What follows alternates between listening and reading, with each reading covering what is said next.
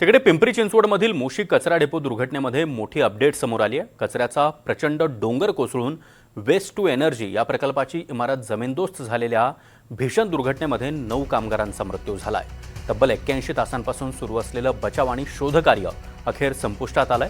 NDRF, लष्कर आणि अग्निशमन दलाच्या पथकांनी युद्धपातळीवर ही मोहीम राबवली।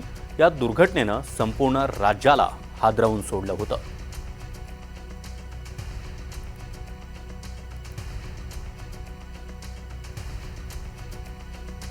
तर पिंपरी चिंचवडमधील मोशी कचरा डेपो दुर्घटनेप्रकरणी महापालिका प्रशासनानं मोठं पाऊल उचललंय। वेस्ट टू एनर्जी प्रकल्पाच्या प्रशासकीय इमारतीवर कचऱ्याचा ढीग कोसळून झालेल्या भीषण दुर्घटनेची गंभीर दखल घेत महापालिका आयुक्त डॉक्टर विजय सूर्यवंशी यांनी पर्यावरण विभाग आणि संबंधित ठेकेदार कंपनी अँटोनी लारा रिन्युएबल यांना नोटीस बजावण्याचे निर्देश दिले। या दुर्घटनेमध्ये 9 जणांचा दुर्दैवी मृत्यू झाला होता। या संपूर्ण प्रकरणाबाबत महापालिका आयुक्त डॉक्टर विजय सूर्यवंशी यांच्याशी बातचीत केली आमचे प्रतिनिधी सूरज कसबे यांनी। पिंपरी चिंचवड महानगरपालिकेचे आयुक्त डॉक्टर विजय सूर्यवंशी आपल्यासोबत आहेत। सर, घटनेला आता किती तास लोटतात, कशा प्रकारे शोध कार्य चालू होतं, किती जण बचावलेत आणि किती जणांचं या घटनेमध्ये दुर्दैवी अंत झाले? 8 जुलैला दुपारी 1:30च्या सुमारास ही घटना घडली आणि आज आपण बघतोय की काल जवळजवळ 83 तास ही सर्व सर्च रेस्क्यू ऑपरेशन आमची चालू होती आणि रात्री 1 वाजता ही सर्च ऑपरेशन आपलं सगळं थांबलेलं आहे। आता सर्वात प्रथम महापालिकेने आम्ही जे 10 लाख रुपये जाहीर केले आहेत तर ते देण्यासाठीची आमची सर्व तयारी सुरू आहे।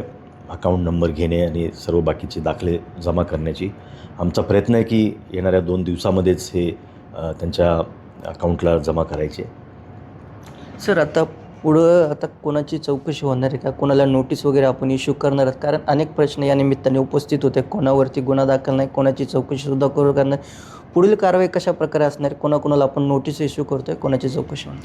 मी आज आता या सर्व घटनेबाबत आणि त्या इमारतीबाबत जे प्रश्नचिन्ह उपस्थित झाले आहेत त्याबाबत आम्ही जी कंपनी हा प्लॅन्ट ऑपरेट करते आहे त्या कंपनीला आम्ही कारणे दाखवा नोटीस आज देतो आहोत।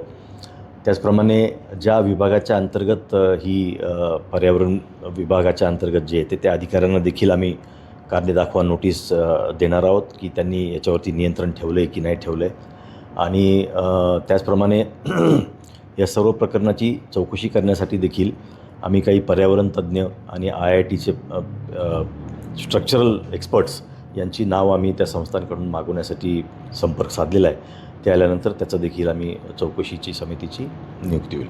सर, अल्ला नामक एका व्यक्तीचं सुद्धा नाव समोर त्याच्या अनेक तक्रारीसुद्धा समोर आल्या, त्याबाबत काय निर्णय घेण्यात येतो? श्रीयुत अल्लाट यांच्याबद्दल त्यांच्या डिग्रीबद्दल काही तक्रारी आलेल्या आहेत, प्रश्न उपस्थित झाले आहेत। त्यांना देखील संबंधित ॲडिशनल कमिशनर यांना त्यांना देखील नोटीस काढण्याच्या मी सूचना दिलेल्या आहेत। त्यांच्यावरती देखील जर काही त्याच्यामध्ये तक्रारीमध्ये तथ्य असेल त्यांच्यावरही कारवाई केली जाईल। नक्कीच आपण पाहिलं तर आता आजपासूनच चौकशीला सुरुवात होताना दिसत आहे, तशा सूचनासुद्धा आजपासून संबंधित विभागाला देण्यात आल्या। त्यामुळे एकूणच काही या चौकशांती कोण दोषी आढळतात आणि त्यांच्यावरती कारवाई होती का हे पाहणं देखील तितकंच महत्त्वाचं असणार आहे। सूरज कसबे, NDTV मराठी, पिंपरी चिंचवड।